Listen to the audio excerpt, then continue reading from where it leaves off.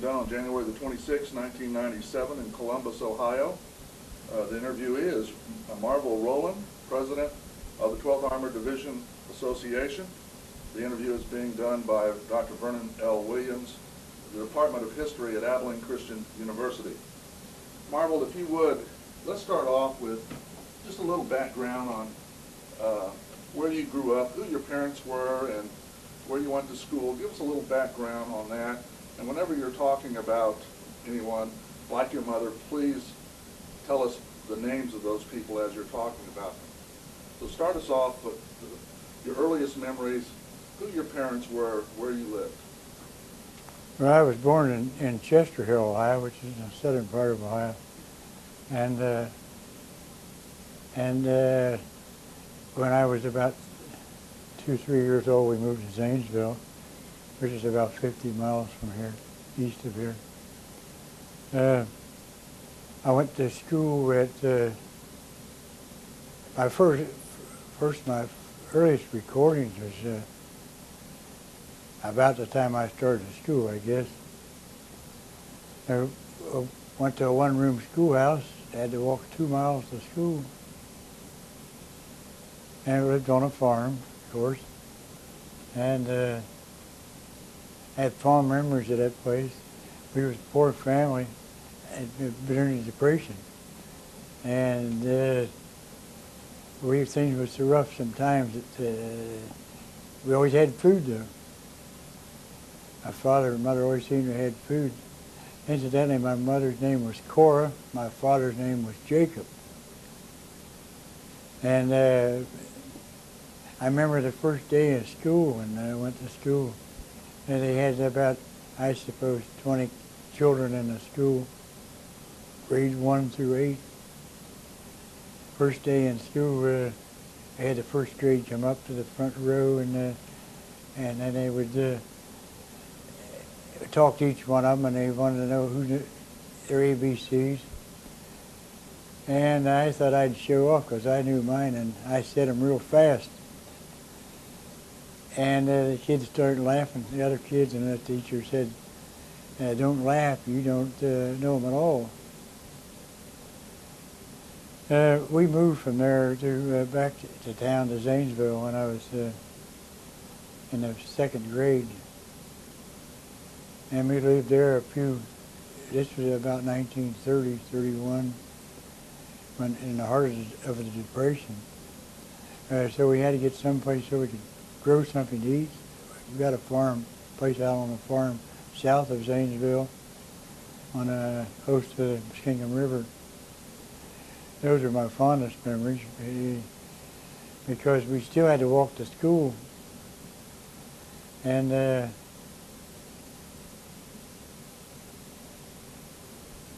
had to get up in the morning before daylight every day at school.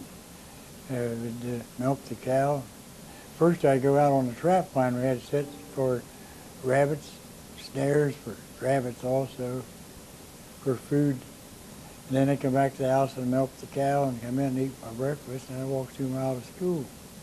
I spent all the time I lived there. Then I was in that 5th grade, we moved back to town again. And we went to the school in Zanesville anyway, and to the junior high school in Zanesville, Hancock Junior High School, and then the Lice High School across the street. Got out of high school just before the war started. So I went to work in a grocery store, and so I was working. I went to work at Republic Steel in Canton after that to make more money after the war started. And when they drafted 18 and 19-year-olds, I was 19 at that time, and I was one of the first ones to be drafted in that age group. When was this? This was in 1942. For the record, give us your birth date as well. Oh, I was born in July the 15th, 1923. what did you do after you got your draft notice?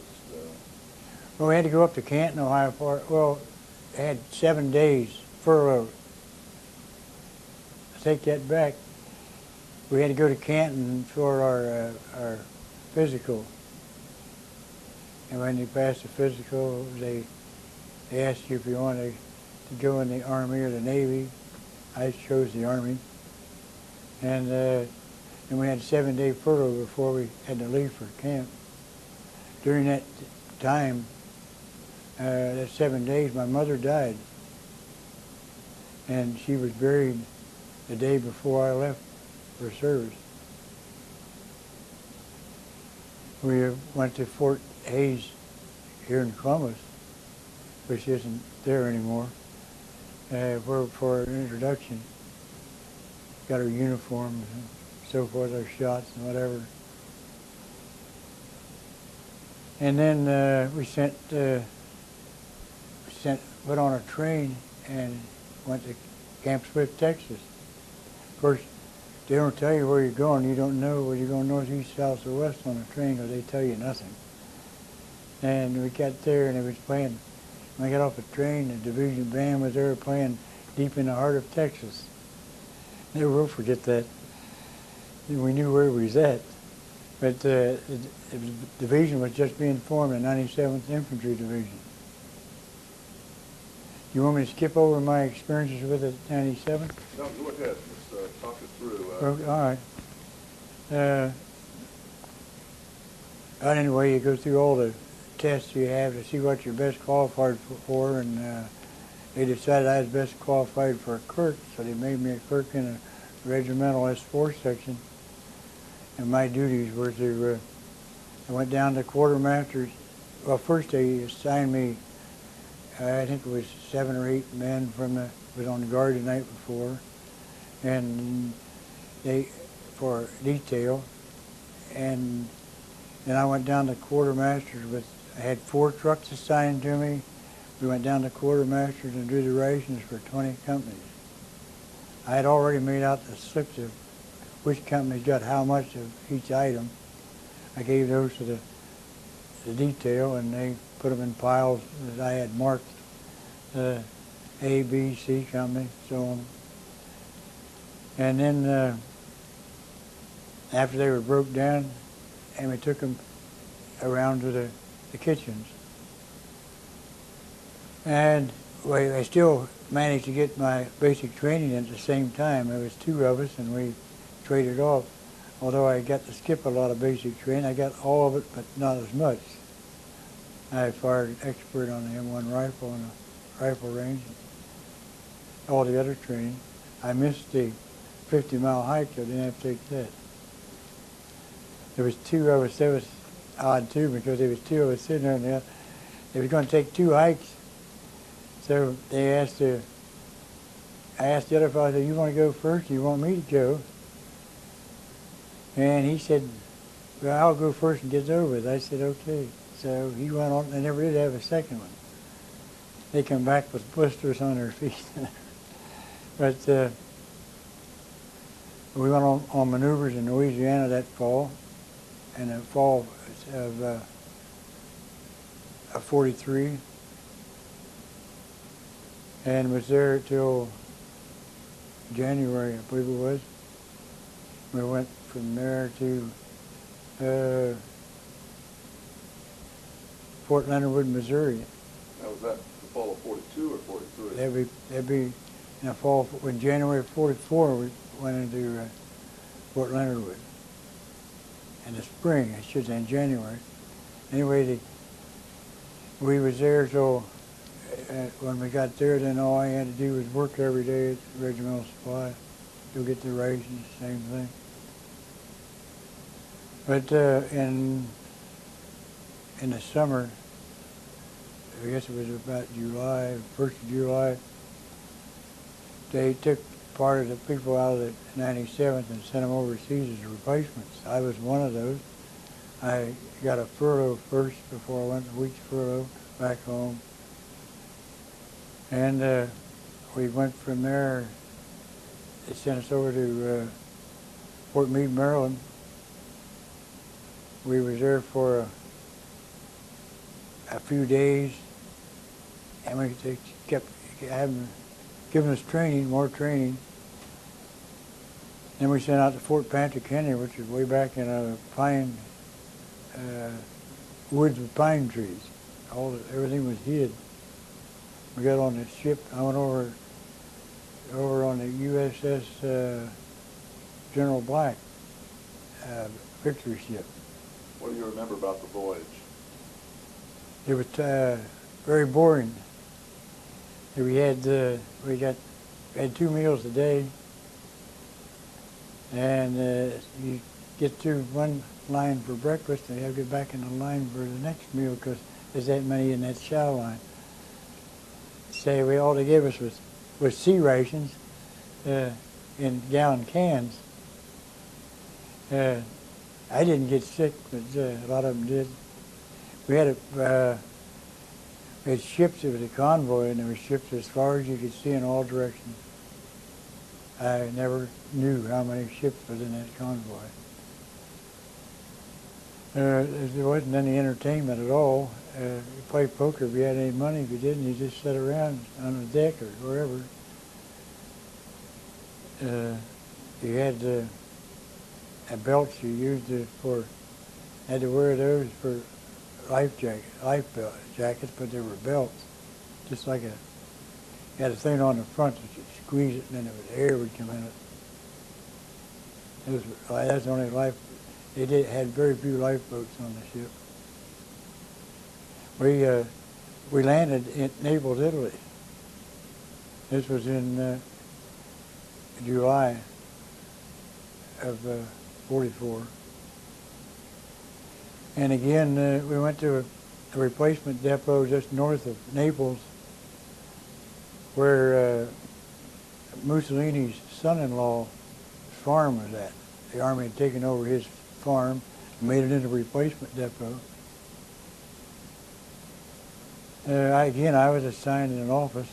It wasn't rations that time, though. I can't remember the exact duties, but always paperwork. I was there till September. We had one incident happen there. It was kind of funny. You didn't get paid when you was in a replacement depot. So you got a pass into Naples, and they had GI trucks running in, taking the soldiers in there for R&R, I guess. But I had a package, a carton of cigarettes I was going to sell to get some money to do something with on the black market. Of course, that was against the law, but everybody done it. But there's another fellow in the pickup, in the truck. He had a box of candy. So the MP stopped the vehicle, and I had everybody get out and see if they had any. See, I made my carton of cigarettes, and instead of got a box of candy. He said, "What are you going to do?" He said, "I'm going to eat the candy." He said, "Well, when you eat it, we'll put you on the next truck and let you go." And the guy stood there and choked himself to death eating that box, whole pound of chocolate candy. He said, "When you smoke those cigarettes, you can go too." Well, I said, I can't smoke all those cigarettes. So anyway, the MP told me, he said, "Well, you go on in there." He said, I was wondering what I was going to do with it. Going to sell so get some money. I think he got $10 a carton, which is small today, but Army cigarettes and the PX was 5 cents a package. So he said, "Don't tell anybody I let you go." But he said, "Go ahead and take your cigarettes." So I got the $10 when I got into town. But then in September, well, when we landed at Naples first, they had the hospital ships in the harbor. They hadn't made the invasion of southern France yet. And I assumed that those ships were there for casualties from an invasion of southern France just across the Mediterranean. But I understand that there was very little resistance when they invaded southern France. So, but I was sent over in September then went to Nice, France, the Riviera. We landed 2 LSTs on the beach there at Nice. they had a mule pack outfit in the hull of the ship. They was going into northern Italy. But one of the, they had 2 LSTs and 2 escort ships. One of the French escort ships broke down, so we was there 3 days. We got to run out of town for 3 days while they repaired it. As far as I know, we were the first Americans to ever be in the Riviera. But the mule pack outfit got off there, and they took us on over to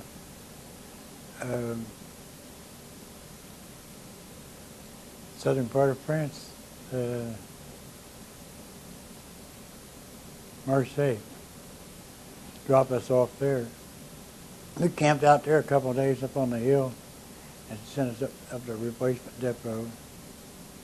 And again, I was put in the office working. Finally, I got to the one up near where the front was at. Can't remember the name of it, but they put me in the office where they was assigning people to units that needed replacements. I spent Christmas there, 44. That remember we worked in a school, an old schoolhouse there where our offices were at. All the GIs slept in big tents. I remember one incident that happened there where one of the fellows that was in the tent next to her, he knew he was going to the front and he couldn't take it. He laid down on the cot and put the rifle up on the side of his head and pulled the trigger.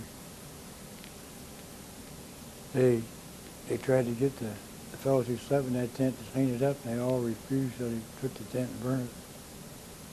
This is one of those things that happens. But then when the Battle of the Bulge came along, they said that everybody had to be assigned, including me.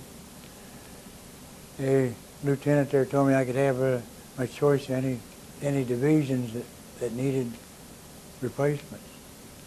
Now what I was doing was, we needed so many riflemen, I'd go to the files and pull out the first 10 riflemen if that's what they needed and assign them, make the orders out to assign them to that division.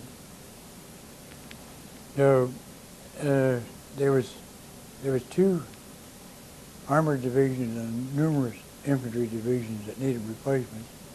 And the lieutenant said for me, just pick any one I wanted to go to. I picked the 12th, I don't know why, but I did. I said, well, it can't be as bad an armored division as it is an infantry, which I think proved to be the other way around. So I sent up to division headquarters, and they first thing they wanted me to do was work in division headquarters as a clerk, because I carried that MOS all the way through. Now I told them I didn't want to be a clerk anymore, and I guess I was anxious for some of that combat or action. So then they sent me up battalion, and I was asked the same question there. No. So they assigned me to B Company, 56th Armored Infantry Battalion. And when I went in to report to company commander, he says, what is your MOS, or what they send you up here as? And I said, I was the clerk. Never forget Captain Beach's words when he said, we don't need any clerks up here. That was Bob Beach. Yeah. That you reported to. Yeah. And that is right after Hershey's. They put me in a 60mm mortar squad.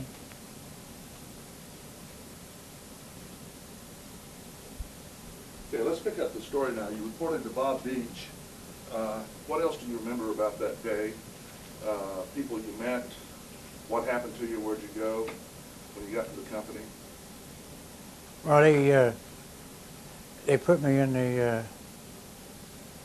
I believe it was the 2nd platoon of the 56th Armored Infantry Battalion. Captain Bob Beach was the company commander.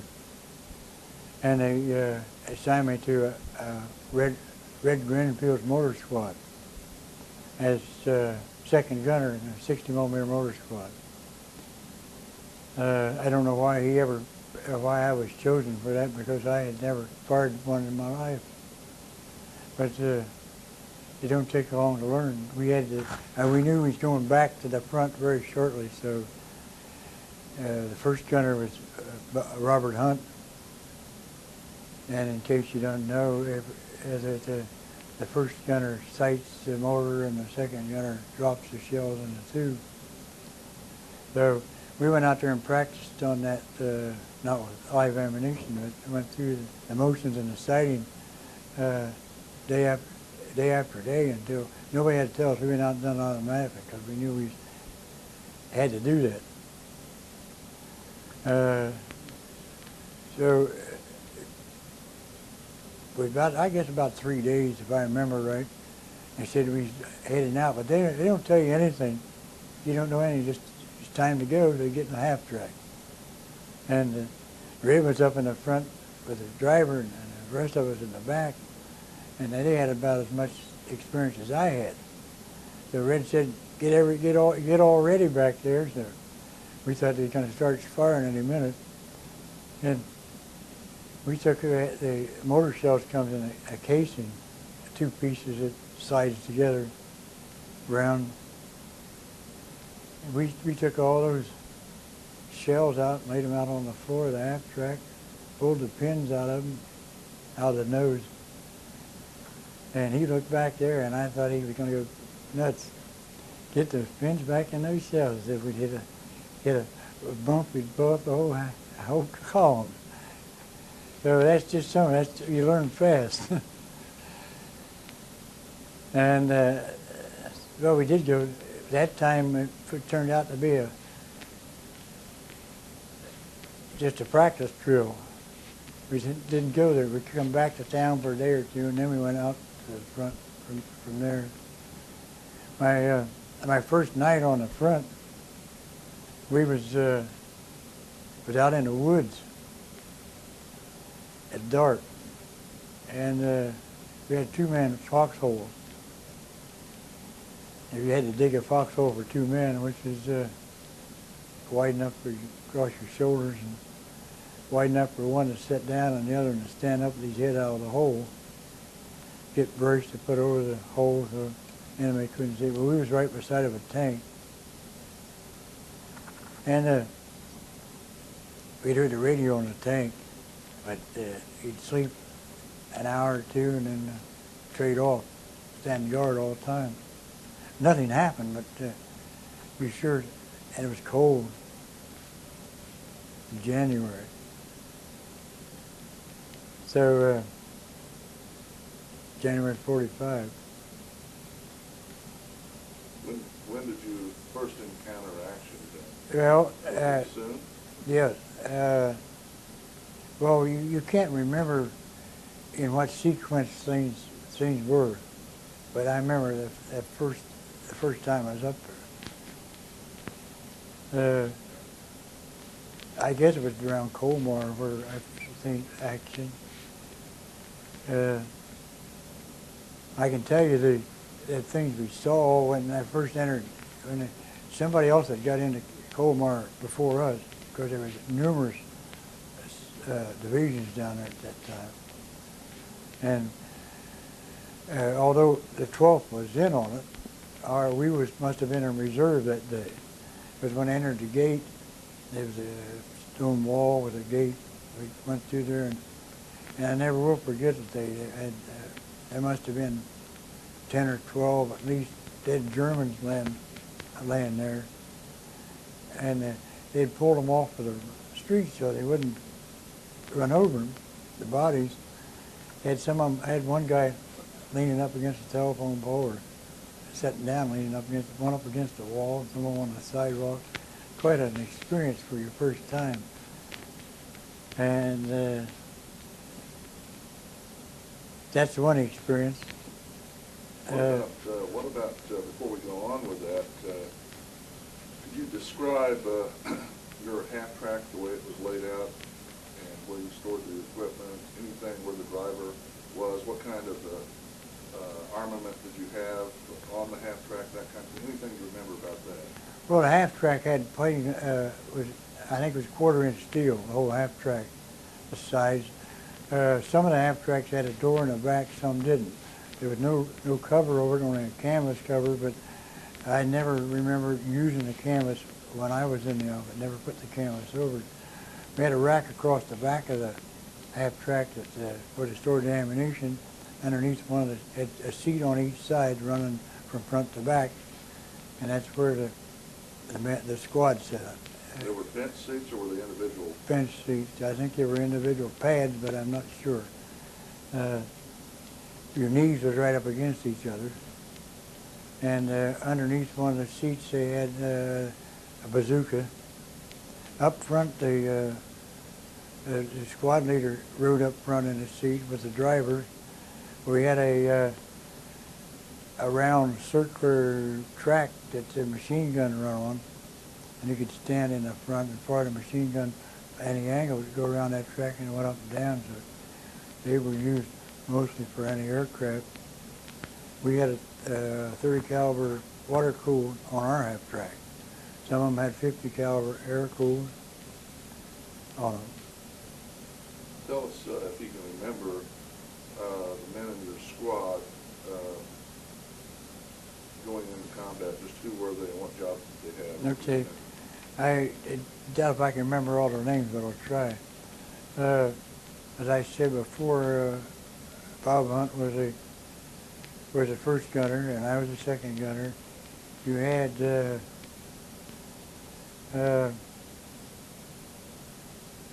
so many riflemen and so many ammunition bearers carried ammunition. It was a sack you put over your head like the. I don't know who uses them today, but you put them over your head down through the middle, and they got a bag in the front and one in the back. You're supposed to carry 4 rounds of ammunition in each, 4 in the front, 4 in the back.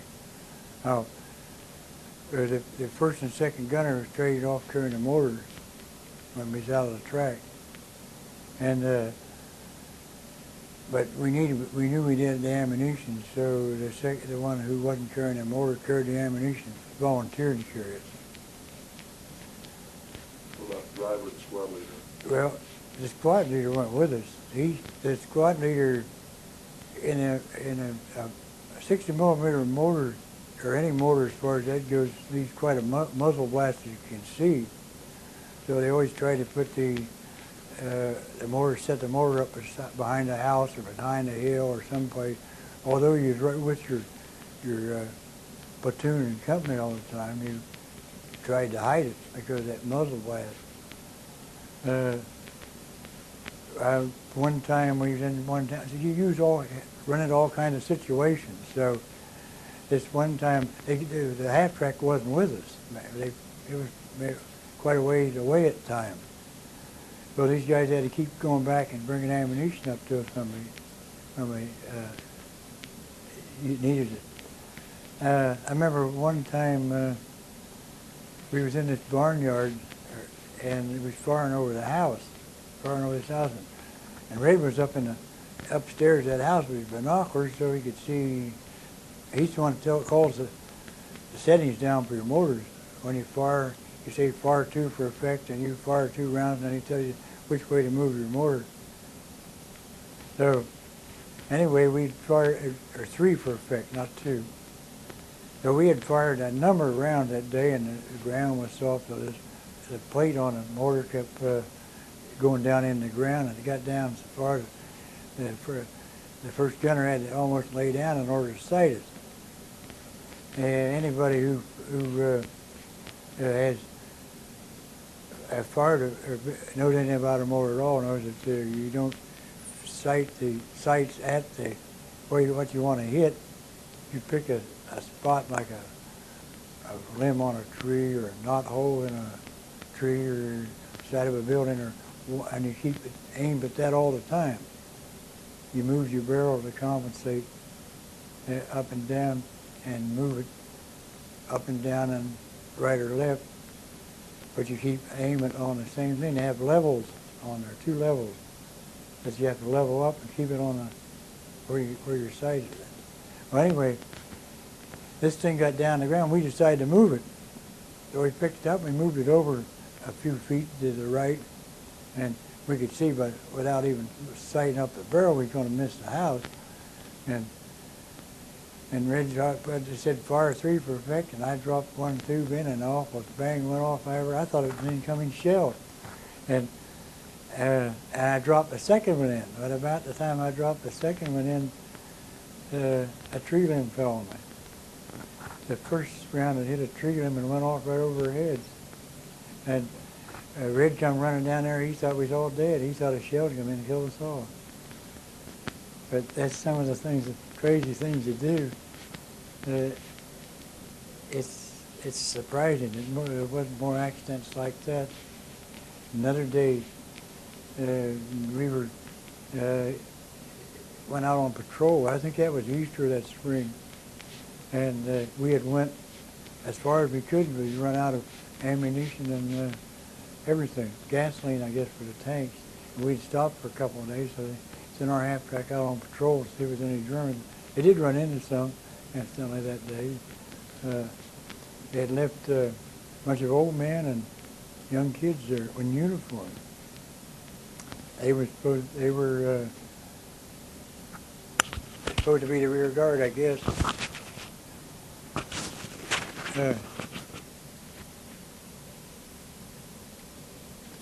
What'd you do with them? Just go ahead. Leave them back. Just my tie tack came off. What happened? Well, they fired a couple of bursts of the machine gun, and they all come out with their hands up. They didn't want to fight. They all came out and surrendered. What'd you do with prisoners? What was the general procedure for your half track? Well, it was not only mine, but if you took prisoners, you passed them on back. They made sure they were disarmed, and they put their hands over their head, behind their head, I should say. No helmet, and they just went back alongside our column. They went back on their own. They didn't dare run, and they didn't want to. They'd surrendered. So they went back to the MPs, got them in the back. I don't know what they did with them, put them in POW corrals, I guess. As if you've heard our history, how many thousands were captured. Do you have any experiences with prisoners that stand out? Yes, one in particular. We had this particular town. We had to go across an open field. It had been plowed, which made it rough going. And of course, they were shooting at us. And you have that 60mm mortar. It's heavy. I don't know exactly how much it weighs now, but it gets real heavy with the faceplate on. We started across this field, and they were shooting at us all the time. And I got behind just a little rise in the ground. There's a telephone line went out through this field. Well, Hunt got behind this telephone pole, and I was right beside him under a little, so they didn't think they could hit me. And I looked over at him, I turned my head over towards him, and I seen the machine gun hit that telephone pole, and the bullets went right up that pole. The machine gun jumped up. And I said, Hunt, they're shooting at you. And he said, no. I said, look around there in front and see all them bullet holes. He did, and he stayed back. I got back down then, but we didn't make it into town by zigzagging across that field without getting killed. And the Germans come out and surrendered. They had a whole string of them there. They had a row of them. And we lost part of our squad that day. But when we got into town, Hunt and I was the only one that was from my squad that was in the town.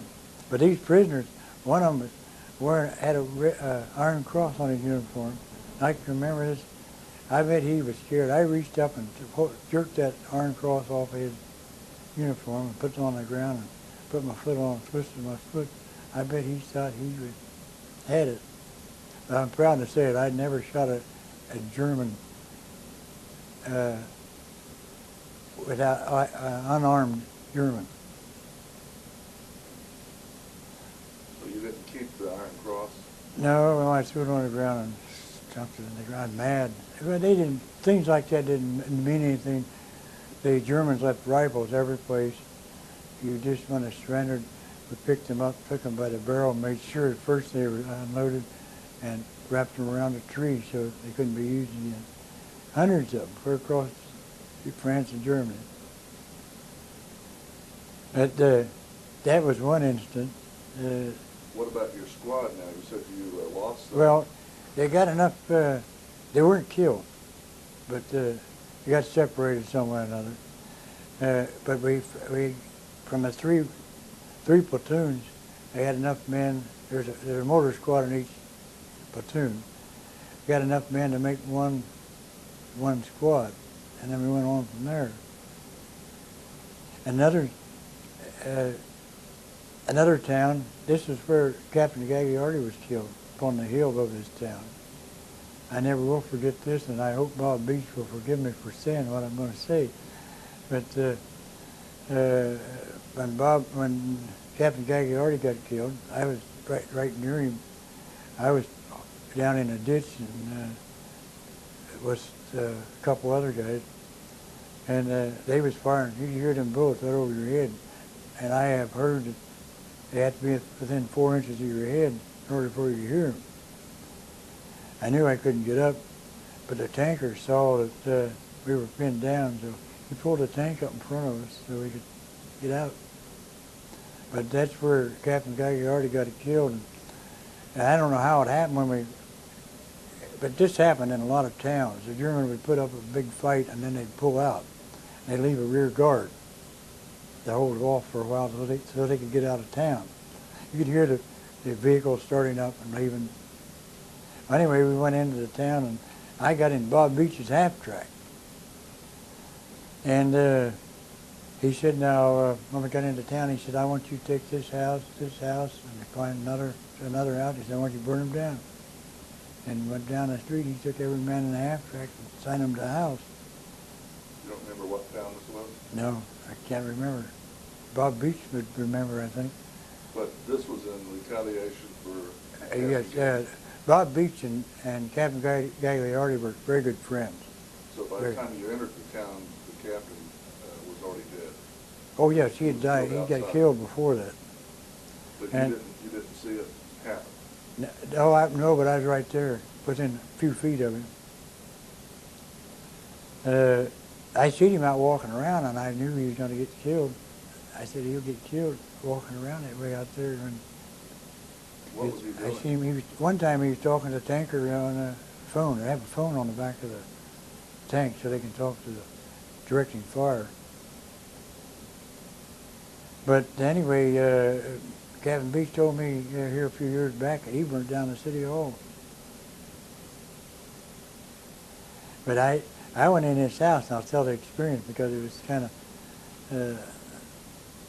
one of the things I did, I guess. I went in there, and there was you obeyed your commander. There's some curtains they had over covered in the kitchen. I set them on fire, and then went in the bedroom. They had clothes in the closet, and I set them on fire. And I thought I'd do a little looting, see if they had anything worthwhile to take with me. And I heard a commotion out in the kitchen. I went out here, and here was these people throwing water on that fire. And so I run them off. I went back to my looting, and I heard them again, and I just walked out. I said, I don't want. Thought to myself, I didn't want to burn their house down anyway. I know they put the fire out, and I'm glad they did now. But when I went outside the house, I couldn't see an American soldier anyplace. They went on and left me there. It was I found I asked some German where the Americans went, and they said down that way, and I went the way he pointed. But we got into the house there, got in this one house, and there wasn't anybody in it, but you lacked so much sleep, you slept when you could, anyway. I lay down on the bed inside the house, and I was asleep. But somebody always made sure that everybody was there when you left. They never left anybody behind. There was two of the fellows sitting on the railing out on the porch out in front. Their porches over there were just a small porch with steps going down both sides with a stone banister all the way around. They were sitting up there. A mortar shell come in and landed right in front of that. Killed one of the fellows, and the other guy got stone deaf. He couldn't hear anything. I don't know if he ever did get over or not. But one guy got killed. Never woke me up. That's how you get so used to the fire that you don't think anything of it. I had stood guard with this fellow the night before all night. So were they part of your squad, or are you still mixed up? Well, in that case, the fellow, we were mixed up at that time. Probably part of the platoon.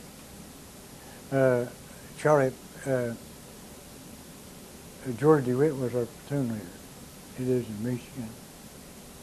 Witt? DeWitt. He's a member of the association, too. What else What happened next after you left the town? Do you remember? Well, like I say, I can't remember which town was where now.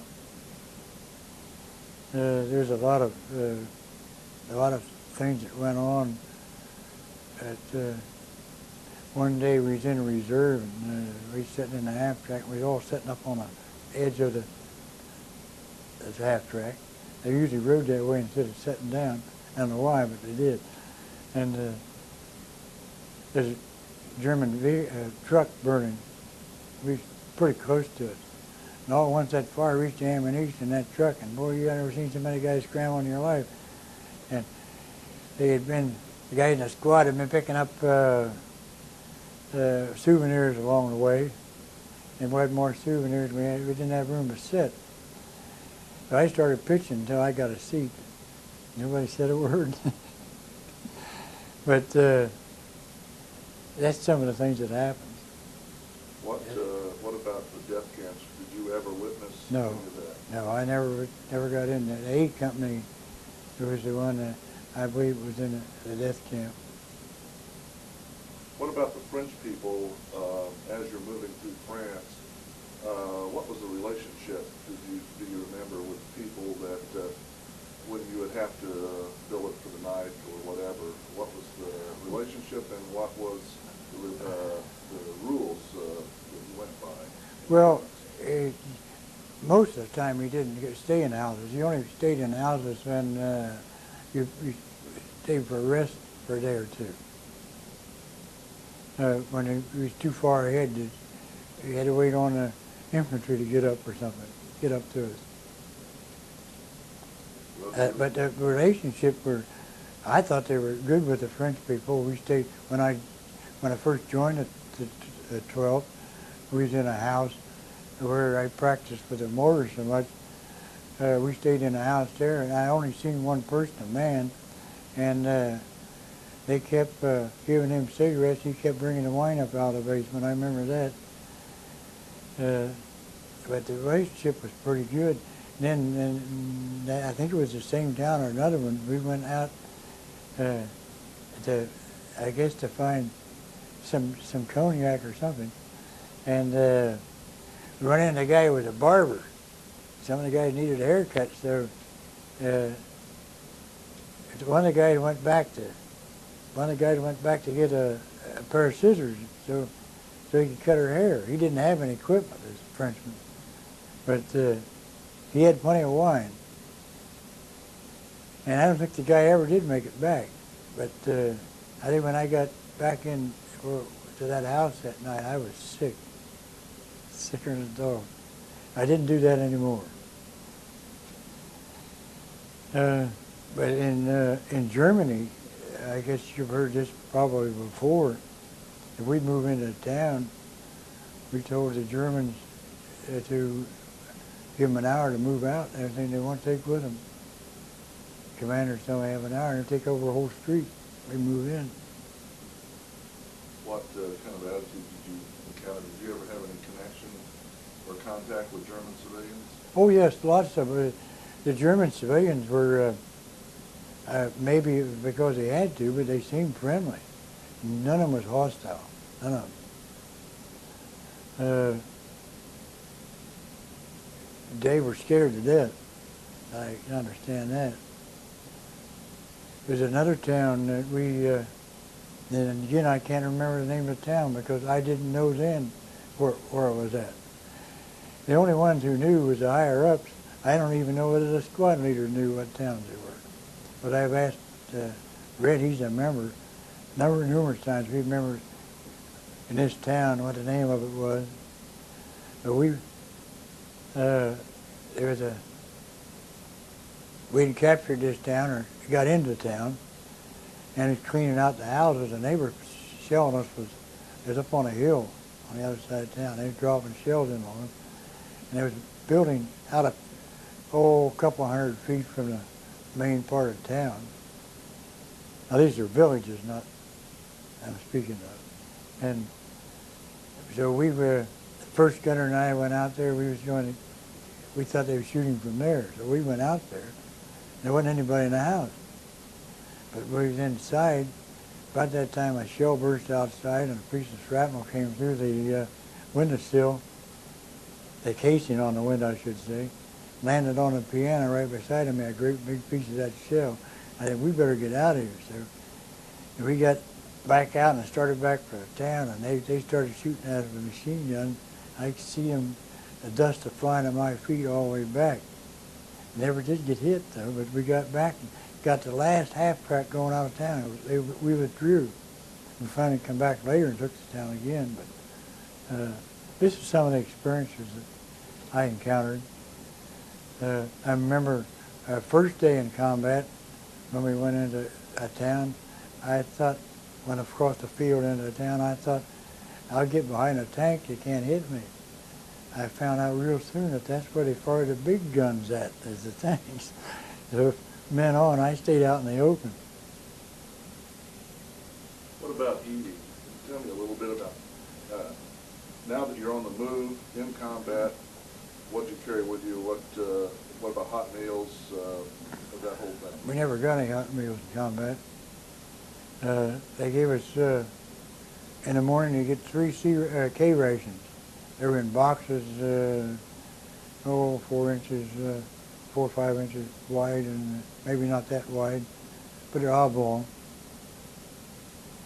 And it was, one of them was striped, diagonally striped yellow, and one of them blue, and one of them green. Each one of them stood for breakfast, dinner, and evening meal. Your in the K ration, your morning meal, I remember, had scrambled eggs, I think ham and eggs in a can. And at noon, I think you got a piece of cheese in the can. In the evening, it was I think it was ham loaf or something they called it. There's other things in there. One of the most valuable items you got in your K rations was toilet paper. I thought we got a few sheets of toilet paper each time. A couple of sticks of gum, if I remember right, and I've got a package of bouillon or coffee, instant coffee. What about cigarettes? Well, they give you, I think you got 4 cigarettes in each one. And every once in a while they give you, they bring up cigarettes and they give you a package. I think you got one every day, if I remember right, a pack of cigarettes. The people who didn't smoke, they I don't know what they did, but they were trading them for eggs or something. That was another thing that was very valuable on the move. They would go on these farms, and the farmers, we knew they had eggs. We'd always ask them if they had eggs, and having the iron, and they always said they didn't have any, but you finally end up with a few eggs. You tell them you're starving to death, and they go get you an egg, and then you take all the eggs they had. Now, I didn't do that, but some of them did. They followed them where they had their eggs stored.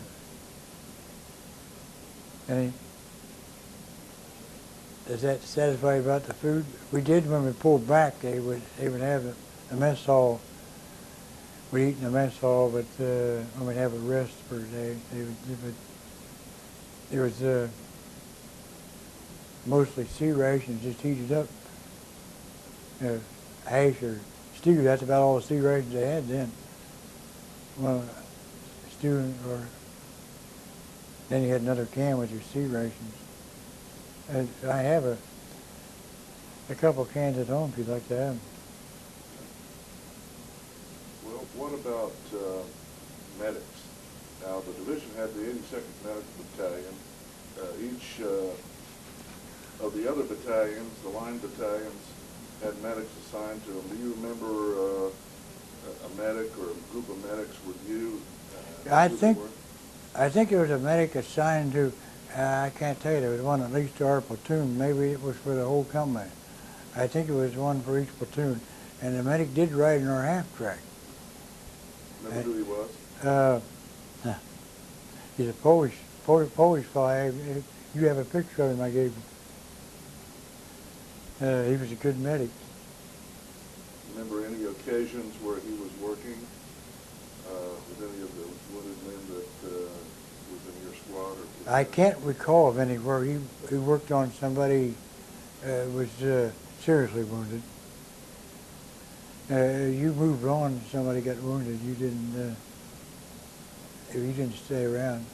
Now, who'd you say, if you did, your squad leader was? Oh, Sergeant Robert Grenfell. And I didn't give you the names of all the other people in the squad. There was Dunaher. He lives in Lead, Colorado. In fact, I just saw him a couple of years ago, the first time since the war. There's another fellow they called Quinn, and I understand he was only 16 when he joined the Army. He lied about his age. Let's see, there was another one, just can't remember all of his names. What about the driver? Do you remember who that was? Yeah, that was Robert Clare. He was assigned after her assignment. Before that, they had another driver, but I don't know what happened to the original one. He lives in Niles, Ohio, and he's today. He can't remember. He don't remember only just a little bit about the war. Just a couple instances happened. But since I found him here a few years back, and since then the squad leader and I have visited his home, and things are coming back a little bit. But he's in bad shape. Got everything wrong with him. What about Captain Beach now? After that first memory you have of the town and burning the houses and so on, what are your memories of Captain Beach in combat? What do you remember about him? Well, you didn't see your company commander very often. In fact, unless you took basic training and went through the training with the company, you knew very few people in the company. You did get acquainted with some of them, but you stayed with your squad day and night. And I think that's one of the closest bonds that the person could have is where you depend on each other to save your life, in case it's necessary. We protected each other all the time. Can you think of anything else you want to add about the combat period, the actual activities, any memories you have of either people or events? Well, there's a lot of things I can't, if I had notes, I would remember. We took a lot of towns, and they were all. What do you remember about crossing the Rhine? Well, when we crossed the Rhine, it's in the history books that when we, Charlie Patchell, the 56th Armored Infantry Battalion, was the first platoon to reach the Rhine River. He was in B Company. And they blew up the bridge there. And again, you don't know what happened here. The bridge blew up, the dynamite. We moved on down to the next town, and they blew that one up. And we went on down to Worms, I believe it was where we crossed. We crossed in the middle of the night. And I was asleep. They woke me up as they were crossing the Ryan River. I looked out the side, and I didn't see those pontoons. All I saw was water. I thought that looked like that half-track was floating on the water. That's my memories of crossing the Rhine River. So the next morning, you're going to have the first experience with Germans, civilians. What do you remember about the first day in Germany? Well, I didn't even know you don't even know when he crossed into Germany. He crossed into Germany before he got to the Rhine River. Another experience I might tell you about was, I believe it's the same town where we went out in this house out in the field. There was a hospital in that town, and some of us went in this hospital. You have to check out every house to make sure there's no enemy in there. Didn't hear or see anybody, but there's ham cooking on the stove. We helped ourselves with the ham and had a pretty good meal. Went down in the basement, and here was all those patients and the people in the hospital sitting up, leaned up against the wall, all around the wall in the basement. Looked around, and there wasn't none of them had uniforms on. They didn't say anything. We didn't say anything. We just left. But there was a knife laying on the table, and I had broken my trench knife, throwing it at a tree, and all I had was a handle I stuck down in the scabbard, and a shield, I guess you call it. And I picked this knife up and it just fit. So I carried it from then on through the rest of the war. And I managed to get that home, the whole thing. Every time I'd have an inspection, I'd put it under my clothes and so forth. I wanted that. Found out here a few years back that was a German trench knife. I didn't know at that time. Good thing I wasn't captured with that on me.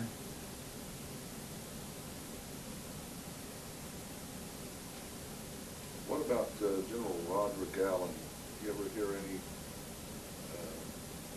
expressions about him? What were higher headquarters? Of course, you came in after Herlesheim. There's a lot of, I think, strong feelings about the intelligence that let the division down. Did you have on any of that? No, I never heard anything about it. That stuff didn't trickle down to the troops. It was stayed up in the higher echelon, I guess, because I never heard that. I remember when we joined Patton's army, there wasn't anything else to it except he drove us day and night. He never stopped. We went through towns. Through down the street, they could have knocked out every tank if they'd had men in those houses. Kept right on going. Someone said that you had to paint out the unit designations and Right. stuff. What did your squad have to do? Well, everybody in the whole division had to take their shoulder patches off. It said 12th Armored Division. And they painted over all the insignias on the tanks, marking what outfit they were. And they called us, that's when they called us the Mystery Division. It was in the newspapers back here in the United States. It's the Third Army had the Mystery Division. I can only assume that they thought that the Germans didn't know that we had pulled out of the 7th Army and went into the 3rd Army. But I'm sure they knew it before I did. Now, I want to ask you a little bit about the end of the war and what happens to you. But before we do that, do you have anything else to add about maybe April, March and April, what we're doing? Anything else you want to add before we get to the end? Well, just one battle after another, but there's not, right now I can't think of anything of importance. What do you remember about the end of the war? When the end of the war was almost another day. To me it was.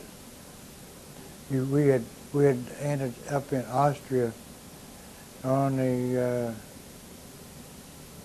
5th of May, across the border into Austria. We pulled back across the border and went into Algion. I think that's when we went into, but I can't remember what town it was. But anyway, we went into this town, and they said that the war was over. It didn't. We knew there was another war in the Pacific, and we'd probably end up there. So the war wasn't over as far as I was concerned when the Germans surrendered. What did that mean immediately for you men? What happened next? Nothing. There was no celebrating. No nothing. You would think there would be, but there wasn't. The celebrating was back here in the United States. But nobody. There were no parties, no anything. It was just another day. It don't sound right, but reasonable. But I guess it was because they knew the war wasn't over in the Pacific yet. Well, sooner or later, of course, you're going to go into occupation duty. Yes. How was that going to Well, we was in Lolingen, Germany. They had taken over a whole street there in Lolingen. That was our first duty as occupation. Lolingen is a twin city, I guess, with Dillingen. They're right together. And we had it pretty nice there for a while. We didn't have any duties to do, any perform or anything. And there was a fish hatchery. It was right on the Danube, of course. There's a fish hatchery down over the hill from where we was at, down by the river. And those fish hadn't been rainbow trout. Hundreds of them in there. And they hadn't been fed for a while. Red had a artificial one of those things that goes around and around a fly. I guess he had a fly and a fishing line's all he had. And he'd go over, swing it around and around, throw it out there, and go hand over hand, pull it in, and every time he'd bring in one of those great big rainbow trout. You could see them as made just like a big V where they all headed for that bait. Throw them up on the bank, and throw it back out again. In the house we stayed in, they had the people, the civilians had all moved out. They had to get out in an hour or so. And they had a pile of potatoes in the basement up in one corner. They had plenty of firewood out in back. When we left there, all the potatoes was gone, and all the wood was. We had cooked those fish every night. Go to the mess hall and get lard and cook them in there. And then after that, we went up to Baldwin. There's a castle up there, a little town around the base of the hill, or mountain, I should say. And the castle up there on the top, some duke or earl or somebody owned it. And those people that lived in those houses around, down over the hill, was his employees. I guess he must have owned the houses. But they had stored the Stuttgart library in that castle, and we were guarding to see that nobody took that stuff out of the castle. The person who owned the castle wasn't there. There was a civilian there that was left there, and I got acquainted with some of the people in the town. One of them run into his mother, the old man and woman first. They're old people, and I went down around there and asked if they had any eggs, and so they fixed me a nice omelet. And later, I met their daughter, their daughter-in-law, and their granddaughter lived in the big house, and they lived in the lean-to up against the house. That's the way they do over there. The older people moves out, and the young people takes over. But this woman's husband was in the German army, and he came home while he was there. We got pretty well acquainted, although at that time I was not fluent in German at all, but I could speak enough German to get by. He took me down where all the deer was at. We went deer hunting together, but I made sure he was in front of me. But he had to go to camp. He had to go and be, they call it denazified. They made sure they wasn't Nazis. And they turned him loose to go home. And I enjoyed it there, but I spent more time in their house than I did with the outfit. And we'd go down deer hunting, and I even have some horns in one of the deers I shot there on. But got pretty well acquainted with them, and when we left there, when I left to come home, or I thought I was coming home, that old man and woman cried because I was leaving. They thought that much of me because they didn't have anything to eat. I supplied them with meat, and even in my platoon that was up there, I furnished them with their meat at times. Really? Did you have any further contact with them after you Never. I wished I had. The old man had a brother that lived in Tennessee. And I didn't get his address. I'd seen his picture, but I never had any contact with him.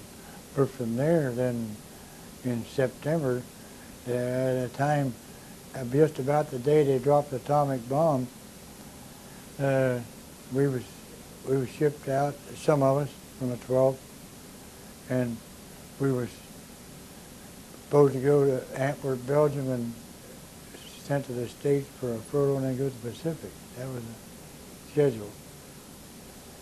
Well, they dropped that bomb while we was in transit up to Antwerp. I got up there and I got tonsillitis on the way up there. In fact, I drove the truck up there because the driver wanted me to drive, so I drove all the way up there. Antwerp, drove all night. And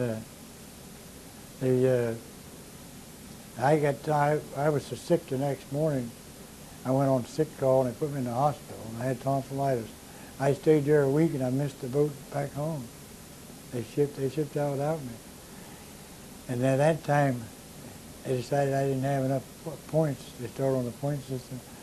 And I got sent back to, through channels, through repo depots. I ended up in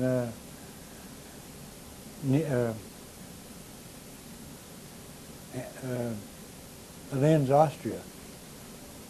My occupation forces in Linz, Austria. I was made chief clerk in a railroad transportation battalion who was handling all the freight, the trains for Austria. So that was quite an experience. I worked 4 days and all 3, but you worked 12 hours a day. Just like a job, you went to work in the morning, went home at night, and no roll calls or nothing. We ate in a mess hall. And then I was there till January. But those 3 days, since I was a chief clerk, I made up the trains that went into Vienna. We handled all the freight that went into Vienna. And it was up to me to make out the cars that went on this train to Vienna, what they wood, coal, or whatever was on the cars.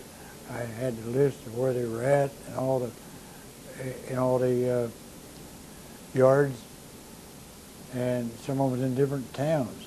And I get them together in Linz, and the Austrians done the work. I just done the paperwork, and it would go into Vienna.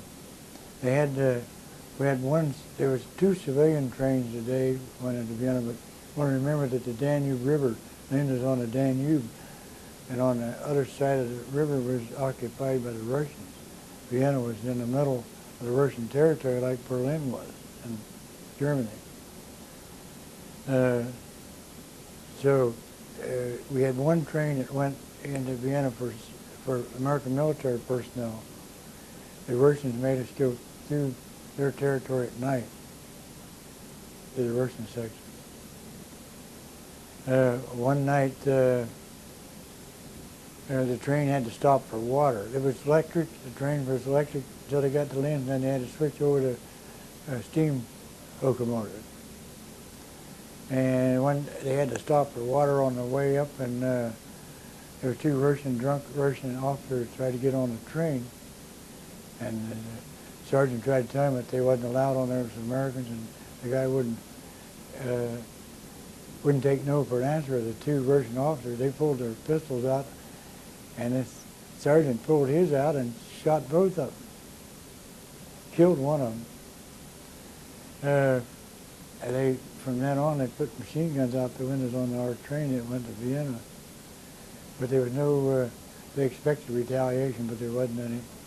The guy was tried in Vienna, that shot the Russian, and he was, what they did with him, they fined him 50 cents or $1 and then give him a carton of cigarettes.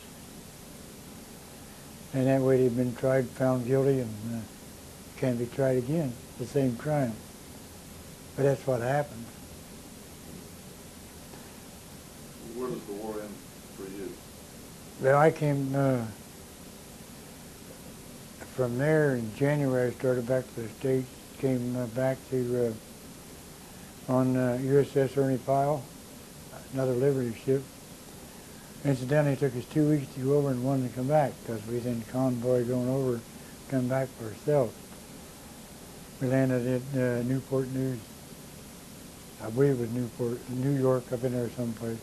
Went out to Fort Myers for a couple of days, and went out to Fort Harrison, Indiana. Was discharged there. Can you think of anything else you'd like to add? No, the only thing is, I guess that it was an experience that a great experience, but you wouldn't want to go over it again.